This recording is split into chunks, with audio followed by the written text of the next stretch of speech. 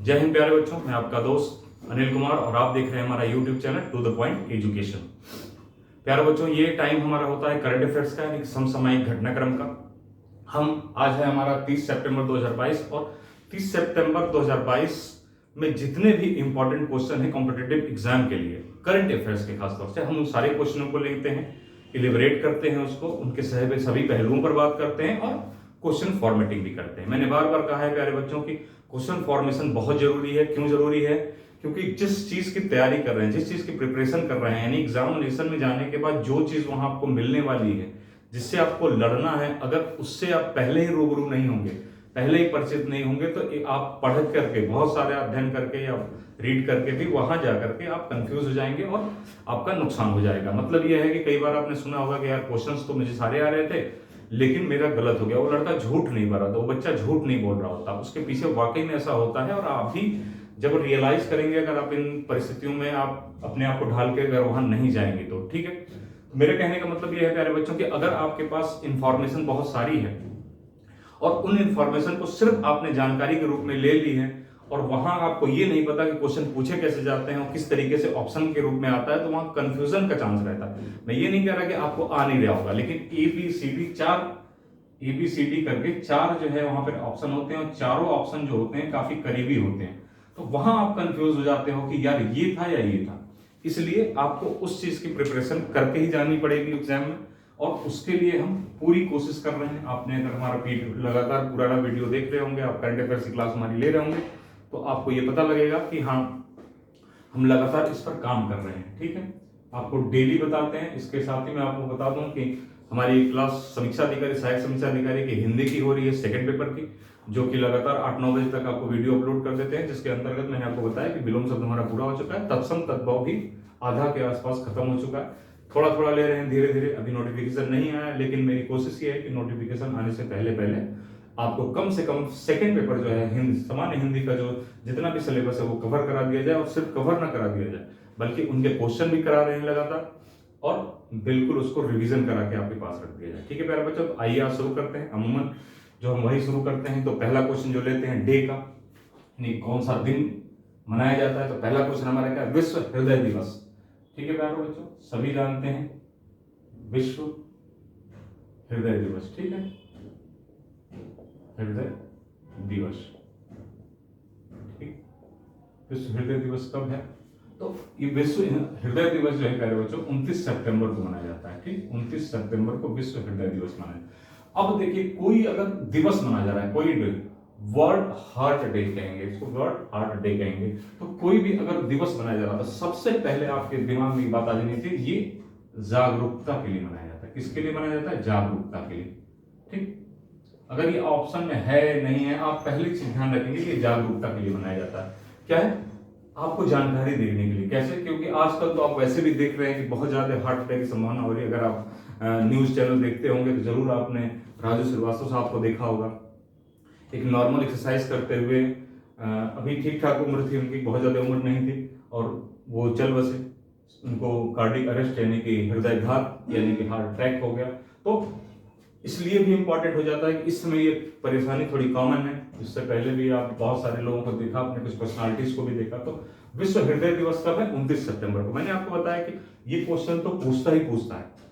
तो मेनली क्या है, हृदय की जो बीमारियां हैं उनको खास तौर से जागरूकता फैलाने के लिए लोगों में, जनता में जो है, उनकी जागरूकता फैलाने के लिए हर वर्ष विश्व हृदय दिवस या इससे रिलेटेड जो भी कोई दिवस मनाया जाता है इसीलिए मनाया जाता है। 29 सितंबर को मनाया गया।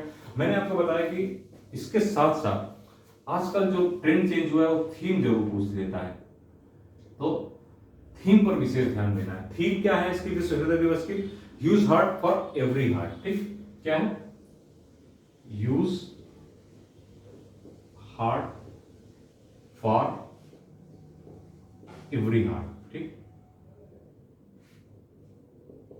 Every heart.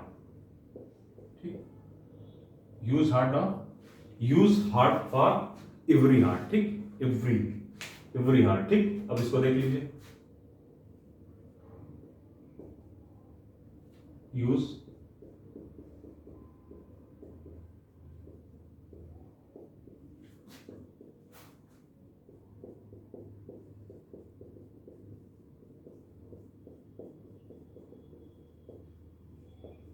आपको दिखाई दे रहा होगा साफ साफ, use heart for every heart. क्या है बच्चों कि कई बार ऐसा होता है ऑप्शन में हिंदी में भी लिखा रहेगा या सिर्फ इंग्लिश में लिख देगा, ठीक, ऑप्शन के अंदर आप उसको ध्यान दीजिएगा। कई बार ऐसा होता है कि आप अगर ये सिर्फ पढ़ के गए हैं और यहाँ पर use heart for every heart आ गया, तो ऐसा नहीं है कि आपको आ नहीं रहा होगा प्यारे बच्चों, लेकिन क्या होता है वहां कंफ्यूजन बन जाता है। अगर आप एग्जामिनेशन में बैठे होंगे तो एग्जामिनेशन हॉल का एक प्रेशर होता है, उस प्रेशर में आपको ये चीज इस फॉर्मेट में नहीं अगर मिलेगी जिस फॉर्मेट में आप करके गए हैं, तो थोड़ा सा आपका कंफ्यूजन होगा, क्योंकि केवल use heart for every heart ही नहीं लिखा होगा वहां पे लिखा होगा use heart very every heart या very heart, use heart for many heart, इस तरीके का ऑप्शन एग्जाम में दिया रहता है, मतलब बहुत करीबी ऑप्शन दिया होता है। इसलिए आपको जिस फॉर्मेट यानी use heart for every heart और या इंग्लिश में USC use heart for every heart, इस तरीके के 4 ऑप्शन मिलेंगे, जिसमें ये भी ऑप्शन आपके अंदर होगा। तो मेरा सिर्फ यही काम है प्यारे बच्चों की इंफॉर्मेशन सिर्फ देना नहीं, बल्कि उस रूप में आपको तैयार करना, ताकि आप जब एग्जामिनेशन हॉल में बैठे तो आपको कम से कम जितनी परिस्थितियां आपके सामने आ सकती हैं वो आपको पता हो। ठीक है प्यारे बच्चों, तो ये है स्थिति अभी तक की, क्या है, किस लिए होता है और क्या होता है। ठीक है, नेक्स्ट क्वेश्चन लेंगे अभी हम।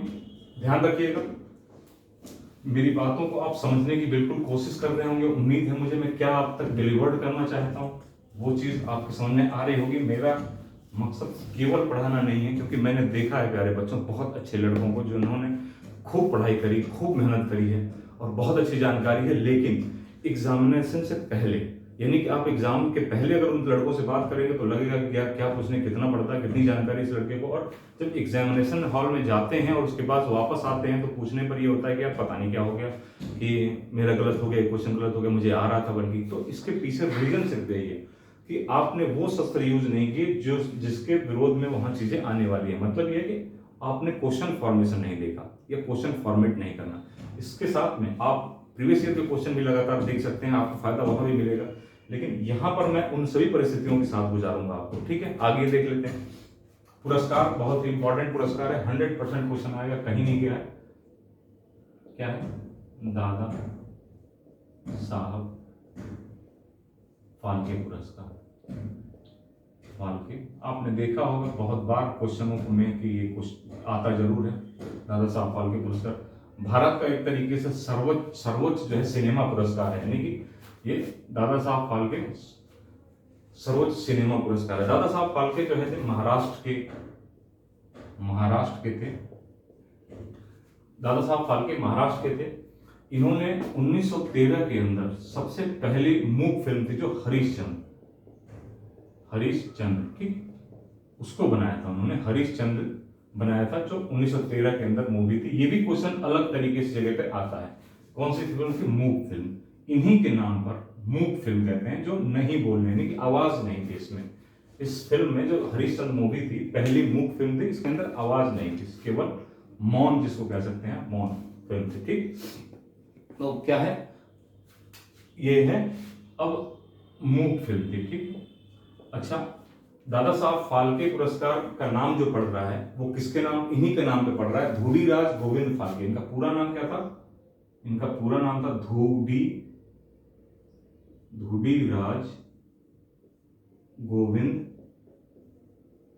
गोविंद फाल्के। ठीक है, इनके नाम पे ही दादा साहब फाल्के पुरस्कार पड़ा। ठीक, ये धूड़ीराज, ये बहुत इंपॉर्टेंट क्वेश्चन नहीं है, लेकिन एक आध बार कभी कभार पूछ लिया जाता है। धूड़ीराज गोविंद फाल्के बहुत इंपॉर्टेंट पुरस्कार। अरे तो ये जो नाम है बहुत इंपॉर्टेंट नहीं, क्योंकि दादा साहब फाल्के पुरस्कार के नाम से ही ये फेमस है। अच्छा, ठीक, तो अगला देख लेते हैं कि आखिर इस स्थापना कब हुई थी। इस दादा साहब फाल्के पुरस्कार की स्थापना हुई थी 1969 में हुई थी। ठीक, 1969 के अंदर इसकी स्थापना हुई थी, दादा साहब फाल्के पुरस्कार। अभी हम बात करेंगे कि इस बार दादा साहब फाल्के पुरस्कार किसको दिया गया है, लेकिन थोड़ा सा दादा साहब फाल्के पुरस्कार के विषय में जान लीजिए। तो 1969 के अंदर इसकी दादा साहब फाल्के पुरस्कार की स्थापना हुई थी। ठीक है, अच्छा, ठीक है, तो अब ये दादा साहब फाल्के पुरस्कार 1969 में स्थापना हुई, तो देता कौन है, तो सूचना एवं प्रसारण मंत्रालय देता है। इस अवार्ड को जो देता है सूचना, भारत का सूचना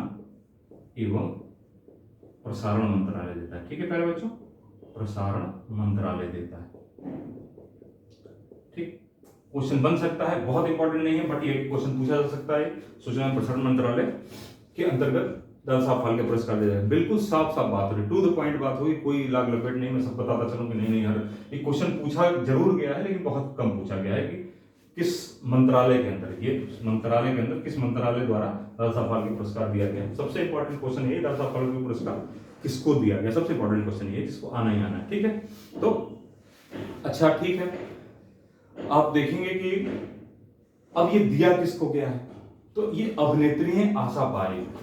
किसको दिया गया है, आशा पारेख को। ध्यान रखिए, ये इंपॉर्टेंट क्वेश्चन है, आशा पारेख को दिया गया है, आशा पारेख को दिया गया है। अभिनेत्री है, अभिनेत्री है, आप जानते होंगे, फिल्में देखते होंगे तो आपको पता होगा आशा पारेख कौन है। आशा पारेख को दिया गया है दादा साहब फाल्के पुरस्कार। इस बार का दादा साहब फाल्के पुरस्कार जो दिया गया है वो आशा पारेख को दिया गया है। अब ये दिया कब जाएगा, तो 68वां राष्ट्रीय फिल्म पुरस्कार समारोह जब होगा, आगे आने वाले में एक राष्ट्रीय पुरस्कार समारोह होगा 68 वाला, उस पर बात करेंगे जब वो दिया जाएगा, तो उसमें इनको आशा पारेख को दिया गया। वैसे घोषणा हो गई है कि दादा साहब फाल्के पुरस्कार जो है आशा पारेख को ही दिया जाएगा। ठीक है प्यारे बच्चों, नाम देख लिया आपने। इसमें दिया क्या जाता है, इस पुरस्कार के अंदर स्वर्ण कमल है, स्वर्ण कमल, और ये 10 लाख का पुरस्कार है, 10 लाख रुपए दिए जाते हैं, 10 लाख रुपए दिए जाते हैं। ठीक है प्यारे बच्चों, तो ये इंफॉर्मेशन है। अब इस इंफॉर्मेशन के बाद से आपका कोई ऐसा क्वेश्चन जो है एग्जाम में आए और वो आप ना कर पाए, ये पॉसिबल नहीं। क्यों, क्योंकि हमने बात कर ली लगभग सारी डिटेल्स पे, क्वेश्चन पूछ कैसे सकता है उस पर भी लगातार बात कर रहे हैं। जितने क्वेश्चन बनेंगे वो ऐसे ही बनेंगे प्यारे बच्चों की। हाल ही में भारत दादा साहब फाल्के पुरस्कार निम्नलिखित में से किसको दिया गया है, ठीक, ये किस मंत्रालय के अंतर्गत दादा साहब फाल्के पुरस्कार दिया जाता है, तो क्या हो जाएगा, सूचना एवं प्रसारण मंत्रालय। ठीक, इसके अंतर्गत जो है पुरस्कार राशि कितनी है, तो 10 लाख। निम्नलिखित में से किस पुरस्कार के अंतर्गत स्वर्ण कमल दिया जाता है, तो राजीव गांधी खेल रत्न पुरस्कार, फलाने पुरस्कार, ये उसके अंदर दादा साहब फाल्के पुरस्कार भी दिया रहेगा। इस तरीके से ऑप्शन क्वेश्चंस बनते हैं। मैं आपको फॉर्मेट करके भी बताता रहूंगा, पहले धीरे धीरे करके बताता रहता हूं ताकि आपका टाइम न लगे। बाकी फॉर्मेशन भी बताता हूं आपको, बोर्ड भी बताता हूं। अगला क्वेश्चन ले लीजिए। अगला क्वेश्चन हमारा है, एक जुरोंग रोवर है, जुरोंग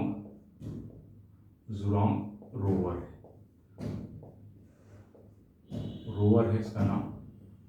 ये 2021 में भेजा गया था। 2021 का है, अभी बात होगी चीन द्वारा। कहां भेजा गया था, मंगल पर नहीं, मार्स मिशन है, मार्स मंगल ग्रह है जो। अब आप ये सोच रहे होंगे कि आखिर 2021 का करंट मास्टर साहब आज क्यों बता रहे हो आप, 2021 से करंट को मास्टर साहब आप क्यों बता रहे हो आज, जबकि 2022 खत्म होने की कगार पे है। तो इसलिए बता रहे हैं प्यारे बच्चों, क्योंकि जोरांग रोवर जो है इसने अरबों साल पहले की एक तूफान और जो बाढ़ आई थी बहुत बड़ी मंगल के ऊपर, उसको खोज निकाला है, यानी उसका रिसर्च किया है। किसने, जुरांग रोवर ने। उस जो बाढ़ आई, बहुत ज्यादा तूफान आया, उसको खोज निकाला है, यानी कि उसका जो है उसने रिसर्च कर लिया है। ठीक है, तो इसने सबूत इकट्ठा किए लिए जुरांग रोवर। इंपॉर्टेंट हो जाता है कहां का, चीन का। इसलिए इंपॉर्टेंट है क्योंकि इससे पहले जितने रोवर, अमूमन परसिवियरेंस है या क्यूरियोसिटी करके एक अमेरिका भेजा गया था, सब क्वेश्चन पूछे गए हैं। ये क्वेश्चन नहीं पूछा गया होगा क्योंकि वैसे भी अब एक तरीके से आप देख रहे हैं एग्जाम की क्या स्थिति हो रखी है, और बहुत सारा आपका चल रहा था इस समय कोविड वगैरह, तो अब ये इंपॉर्टेंट हो जाता है जुरांग रोवर। चीन का एक जुरांग रोवर है। अब ये मंगल के किस जगह पर भेजा गया था, ये भी क्योंकि बार बार क्वेश्चन पूछा गया इससे पहले। तो मंगल के ऊपर उत्तरी गोलार्ध में ये उतरा था। कहां, उत्तरी गोलार्ध में। ठीक, उत्तरी गोलार्ध, मंगल के उत्तरी गोलार्ध में जुरांग रोवर उतरा था उसके रिसर्च करने के लिए, उत्तरी गोलार्ध पे रिसर्च करने के लिए। उस पर्टिकुलर जगह का नाम भी है, उसका नाम है यूरोपिया प्लेनिटिया। क्या, यूरोपिया प्लेनिटिया। ठीक है, ये नाम है इस जगह का। और चाइना ने पहला जुरांग रोवर अपना भेजा था। ठीक, पहला ही रोवर है जिन्होंने मंगल पर चाइना ने भेजा था, और एक बहुत बड़ी सफलता हाथ लगी है कि उसने जो है अरबों साल पहले आए हुए बाढ़ का प्रमाण खोज के निकाला है, यानी कि उसका जो है एक निकाला है कि शायद वहां पर बाढ़ आई होगी जो मानव जाति के लिए, प्यारे बच्चों, आखिर मंगल मंगल क्यों सब लोग करते रहते हैं कि मंगल पर ही हो गया, क्योंकि जो जिस प्रकार की संभावनाएं हैं यहाँ पर, या जो हमारे पास जैसे जीवन हमारा चल रहा है, अगर अभी तक रिसर्च में देखा जाए तो एकमात्र ऐसा ग्रह है जहां पर जीवन की संभावना हो सकती है, वो मंगल ग्रह है। ठीक, इसीलिए विश्व के जितने भी साइंटिफिक हैं, जितने भी साइंटिस्ट हैं और जितने भी ये स्पेस वाले हैं, वो यहाँ नजर बनाए हुए हैं, कहाँ, मंगल के ऊपर। वहां लगातार रिसर्च लगातार हो रहा है, अमेरिका हो, इंडिया हो, या आपको क्या नाम है, चाइना भी देख लीजिए, धीरे धीरे करके सभी देश अपना भेज रहे हैं, तो इसलिए इंपॉर्टेंट हो जाता है प्यारे बच्चों। ठीक, क्या नाम है, ज़ेरोम रोवर, नाम ध्यान रखिएगा, ज़ेरोम रोवर भेजा ये 2021 में गया था, लेकिन आज भी ये प्रासंगिक हो रहा है क्योंकि वो रिसर्च कर रहा है लगातार, वहां से अपने बहुत सारे उनके ऊपर रोवर्स जो होते हैं प्यारे बच्चों, उन पर बहुत सारे कैमरेज लगे होते हैं, बहुत सारे इक्विपमेंट लगे होते हैं, जिनके द्वारा वो मिट्टों को खोद करके उनकी फोटोज लग करके वहां से पृथ्वी पर भेजते हैं, और पृथ्वी यानी कि जिनका जिनका स्टेशन होता है जहां जहां, वहां भेजते हैं, फिर उसके बाद रिसर्च होता है, फिर कोई चीज सामने आ पाती है। ठीक है प्यारे बच्चों, तो ये आपने देख लिया लगभग। अगला क्वेश्चन, इंपॉर्टेंट क्वेश्चन ये भी है, लगभग इस समय जितने भी क्वेश्चन लिए हैं सारे इंपॉर्टेंट है, और आप देखेंगे कि आज के सेशन से ही आपको ये तीनों के तीन क्वेश्चन, चार क्वेश्चन हम अब जो डिस्कशन कर रहे हैं सब आपको मिलेंगे, चारों पांचों क्वेश्चन मिलेंगे इनकी डिटेल में। तो क्या है, सीडीएस, अगला देख लीजिए, सीडीएस। सीडीएस क्या है, सब प्रासंगिक है, बिना बात के कुछ भी नहीं हो रहा, कोई भी चीज पुरानी नहीं बताई जा रही, सब नहीं बताई जा रही, लेकिन उसको एक पैकेज के रूप में बता दिया जा रहा है ताकि आपको लर्न करने में, याद करने में आसानी रहे और आप बेहतर तरीके से चीजों को समझ पाए। सीडीएस है चीफ ऑफ डिफेंस स्टाफ। क्या है CDS, chief of defence staff. ठीक, ये इसका फुल फॉर्म है और ये भी इंपॉर्टेंट है, सीधे सीधे फुल फॉर्म में पूछ लेगा, सीडीएस का फुल फॉर्म क्या होता है। ठीक, चीफ ऑफ डिफेंस स्टाफ। आपको ध्यान होगा पहले जो हमारे प्रथम जो चीफ ऑफ डिफेंस स्टाफ थे प्यारे बच्चों, वो विपिन रावत साहब थे, आपने खूब देखा, उनको जानते होंगे, विपिन रावत साहब थे, जिनका तमिलनाडु के अंदर, तमिलनाडु में एक हेलीकॉप्टर दुर्घटना हुआ था जिसमें उनकी डेथ हो गई थी, उनकी और उनकी पत्नी की, उनके साथ 12-13 लोग और ऑफिसर्स थे, उनकी डेथ हो गई थी तमिलनाडु के अंदर, डेथ हो गई थी। कब हो गई थी आपके, ठीक है मेरे बच्चों। अच्छा, तो सीडीएस जो है, चीफ ऑफ डिफेंस स्टाफ जो है, ये पिछली साल हुई थी, यानी कि 2021 में इनकी डेथ हो गई थी। और क्या कहते हैं कि सीडीएस जो है, यानी कि चीफ ऑफ डिफेंस स्टाफ, ठीक है, चीफ ऑफ डिफेंस स्टाफ की जो स्थापना हो रही थी प्यारे बच्चों, वो 2020 में की गई थी। ठीक, ऐसी क्या जरूरत पड़ गई चीफ ऑफ डिफेंस स्टाफ की स्थापना की, ये मेनली एक तरीके से आप ये समझिए कि तीनों सेनाओं का कोऑर्डिनेटर होता है। मान के चलिए आपकी तीनों सेनाओं मतलब थल सेना, थल सेना पहली हो गई हमारी, एक तरीके से सीरियल वाइज कुछ भी नहीं है, बस बताने के लिए बता रहे हैं। नौसेना, नौसेना और वायुसेना। ठीक, वायुसेना, इनके अपने अपने अध्यक्ष होते हैं, सबके अपने अपने अध्यक्ष होते हैं, अलग अलग, जानते हैं आप, क्वेश्चन में भी आते हैं, प्रश्न भी पूछा जाता है।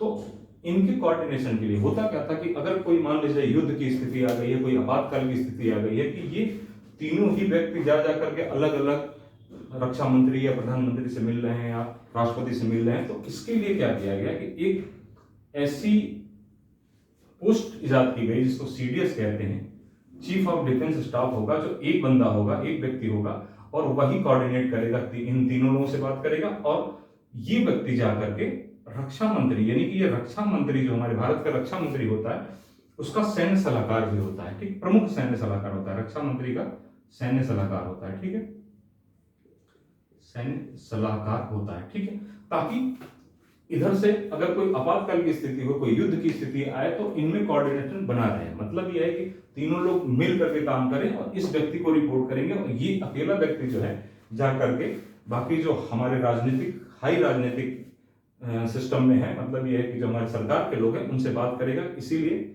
ये सीडीएस जो होता है वो सैन्य सलाहकार भी होता है रक्षा मंत्री का। ठीक है प्यारे बच्चों, तो अच्छा ठीक है, अब हम यहाँ सीडीएस की बात क्यों कर रहे हैं, यहाँ सीडीएस की बात इसलिए कर रहे हैं कि प्रथम हमारे फर्स्ट जो विपिन रावत साहब थे सीडीएस, इनकी डेथ हो गई। इसके बाद 8 या 9 महीने के बाद लगभग दूसरा यानी सेकंड ये मिटा देता हूं ताकि जो इंपॉर्टेंट क्वेश्चन है पहले ये आ सके आपके सामने। ठीक है, तो पहले तो ये हो गया। ठीक, विपिन रावत साहब बहुत इंपॉर्टेंट क्वेश्चन है जो अब ये बात कर रहे हैं, ये करंट का क्वेश्चन हो गया। सेकंड जो बने हैं वो कौन बना है? ये सेकंड जो बने हैं हमारे दूसरे नंबर पे जो बने हैं, ये है इनका नाम लेफ्टिनेंट जनरल अनिल चौहान। क्या है? अनिल चौहान। ये लेफ्टिनेंट जनरल रहे और सेवानिवृत्त मतलब रिटायर्ड। ठीक है, अनिल चौहान क्या है? रिटायर्ड है, रिटायर्ड लेफ्टिनेंट जनरल है और इनको बनाया गया है अगला सेकंड नंबर का सीडीएस बनाया गया अनिल चौहान को। यानी कि जितना काम है वो इनका होगा, जितनी बात हुई आपसे। ठीक है, बहुत सारे पदों पे ये रहे हैं ऑलरेडी, बहुत अच्छा काम किया है, पूर्वी कमांडर के रहे हैं खामसर जैन के, उनके में जो आतंकवादी गतिविधियां, इस सारी चीजों को बहुत अच्छा अनुभव है इनको, अनिल चौहान साहब को। तो ये नाम याद रखना है। ठीक, ये नाम याद रखना है। और विपिन रावत को आप जानते हैं, ये भी नाम याद रखना है क्योंकि हो सकता है फर्स्ट सेकंड के रूप में भी ऑप्शन बना दे और क्वेश्चन है। इनकी मृत्यु कहाँ हुई थी? तमिलनाडु के अंदर हुई थी, ये भी क्वेश्चन इंपॉर्टेंट है। ठीक, 2021 के अंदर। और सीडीएस की स्थापना 2020 के अंदर हुई है। चीफ ऑफ डिफेंस स्टाफ इसका फुल फॉर्म है। ठीक है प्यारे बच्चों, तो लगभग क्वेश्चन हमने यहाँ से ले लिया आज का करंट अफेयर्स का प्यारे बच्चों, और कोशिश ये करी है कि आपको लगभग जानकारियां दे दी। बहुत ज्यादा कोई जरूर क्वेश्चंस तो चाहे 1 घंटे तक आपको क्वेश्चंस बताते रहेंगे, यहाँ क्या हो गया, वहां क्या हो गया, ये बांध गिर गया, वो चीज बिगड़ गई, ये बन गई। लेकिन जो कॉम्पिटिटिव एग्जाम का एक स्तर होता है, एक तरीका होता है पूछने का, और एक इंटेलिजेंट क्वेश्चन पूछे जाते हैं, उसी के हिसाब से आपके लिए क्वेश्चन लेके आते हैं और उसके ऊपर बातचीत करते हैं। ठीक है प्यारे बच्चों, मैं हूं आपका दोस्त अनिल कुमार और आप देख रहे हैं हमारा YouTube channel to the point education. प्यारे बच्चों, आपसे रिक्वेस्ट है कि आप हमारे चैनल को सब्सक्राइब करिए, यार दोस्तों के साथ शेयर करिए और हमारे हौसले को बढ़ाइए, और उसके साथ साथ आप जो है जितना फायदा ले सकते हैं प्यारे बच्चों। मतलब यह है कि मैं कोशिश ये कर रहा हूं कि आपको एग्जामिनेशन हॉल में जो परेशानियां होती हैं उनको दूर करें। इंफॉर्मेशन तो आपके पास पहुंचाएं, लेकिन उसके साथ साथ उनको क्रियान्वित यानी कि आप उसको अप्लाई कर सकें अपने जीवन में, और खासतौर से एग्जामिनेशन के अकॉर्डिंग उसकी भी कोशिश करते हैं। ठीक है प्यारे बच्चों, धन्यवाद।